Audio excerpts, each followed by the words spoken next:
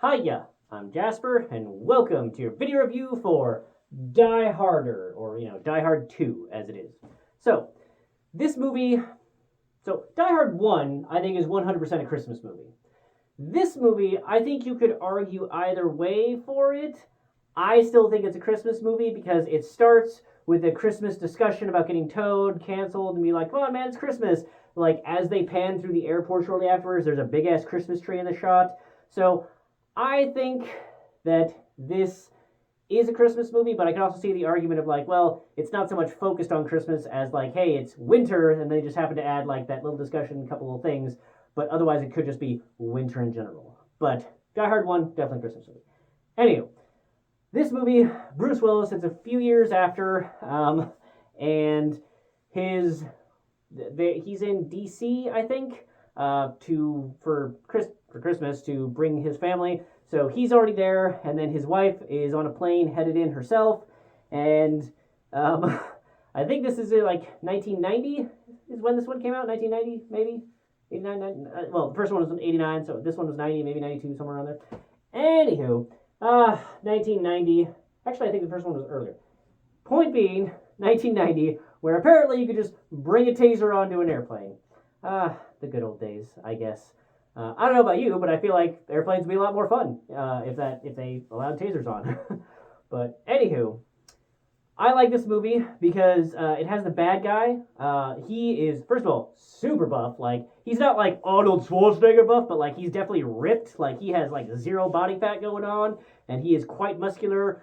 I really like that, and it's especially fun for me because I always see that guy as the Section 31 dude from Deep Space Nine. So to see him be this like buff badass dude, I'm just like, oh shit, that's awesome for him. Good for him.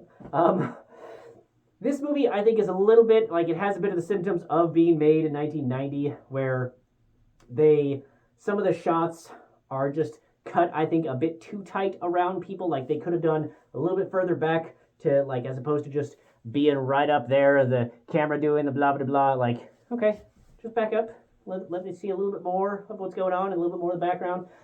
Speaking of the background, like the church, the plane, the airport, everywhere is hazy.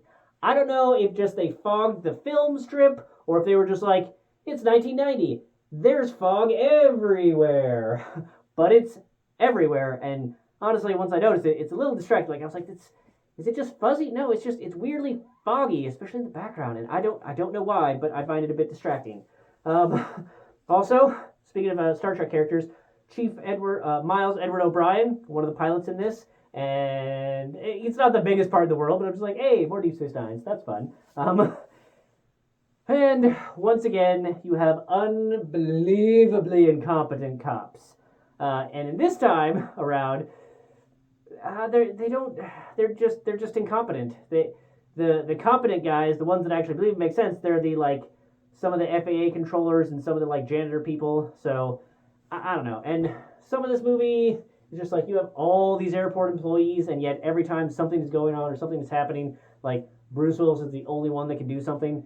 Like when he takes the kerosene and the torches and tries to like flag down the air, like nobody else thought of that. Nobody else thought about like just lining up some trucks to like be like, hey, there's ground here. No, nobody thought of that. Okay.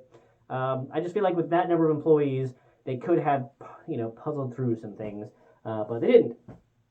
But it's still an enjoyable run, and has some fun twists and turns.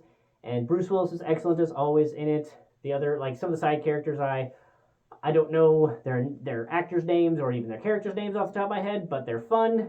They do their parts well, and another reason I think this is a Christmas movie is because it also ends with "Let It Snow," and that's and that was right after another. After all, it's Christmas, so I feel like it bookends with Christmas things.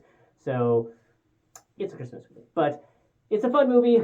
It's not nearly as good as the first, or in my opinion, the third, but it's not the worst one out there. I would say that it's probably middle of the pack. It's decent. I think that it's worth watching that to get to the third one, but not necessary. So, in fact, with all the Die Hards, well, Die Hard 3. Die Hard 3, you should watch Die Hard 1 and Die Hard 3 because it's sort of like watching Episode 4 and Episode 7 for Star Wars.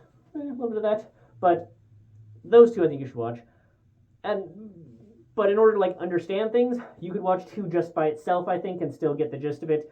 Just like you could watch 4 by itself and 5 by itself to get the gist of things. But still a fun movie. Give it a watch if you have the time. Thanks for watching this. Bye.